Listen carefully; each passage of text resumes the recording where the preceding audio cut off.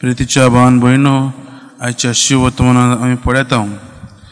हें शुभ वर्तमान जावन आसा कालचे शुभ वर्तमानाचें कंटिन्युएशन कशें.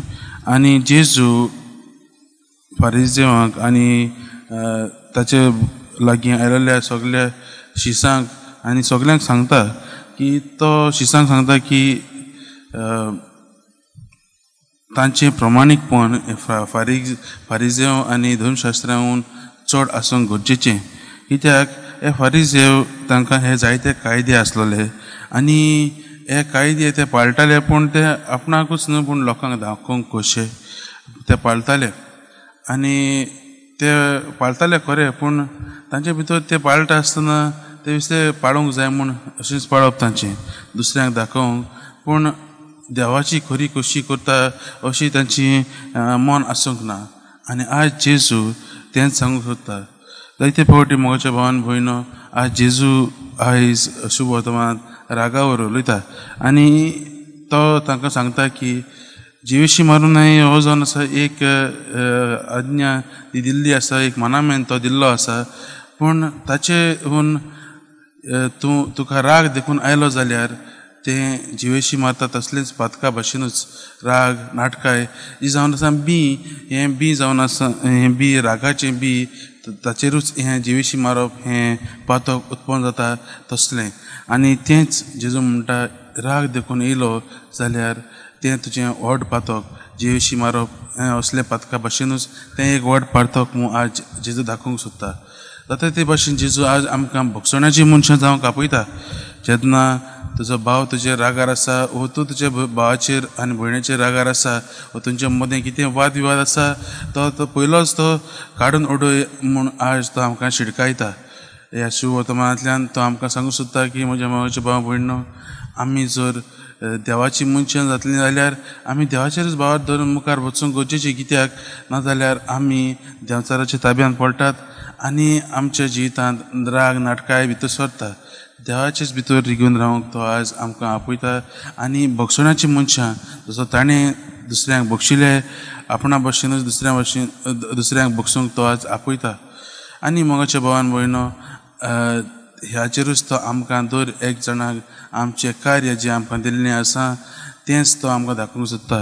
हाचे पयल्या वाचपान हांवें पळयलां इसायास प्रवादाच्या, जो आमकां दाखयता की आमकां विचून काडलेले आसात देवाची बरी खबर दुसऱ्यांक परगटूंक, दुसऱ्यांक दिवंक, दुसऱ्यांक दुबळ्यांक आनी कोणाक आदार नासलेल्यांक तांकां पावूंक आमकां आपयल्लीं आसात.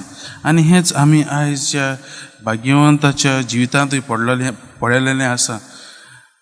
मोरक्को गांवांत ते मार्तिरांक ताणें पळयलें आनी ताकाय ती उमेद आयली देवाचो मार्तीर जावंक. पूण मोगाच्या भावान भयणो, देवाची येवजण ताच्या जिवितांत दुसरीच आसलेली. एक बरो गिरेस्त घराण्यांतलो तो, पूण जेन्ना तो ते मार्तीर पळयता तोय देवाचो खरो शीस जावंक पावता आनी तोय मोरक्को गांवांत वता. पूण ताचे जिवितांत तें घडी थारायलेलें आसूंक ना देवान. कित्याक तो बरो ना जावन येतालो, परतून येतालो. पूण देव ताका आनीक एक देण दिता, तें म्हणल्यार आपलें उतर परगटूंक.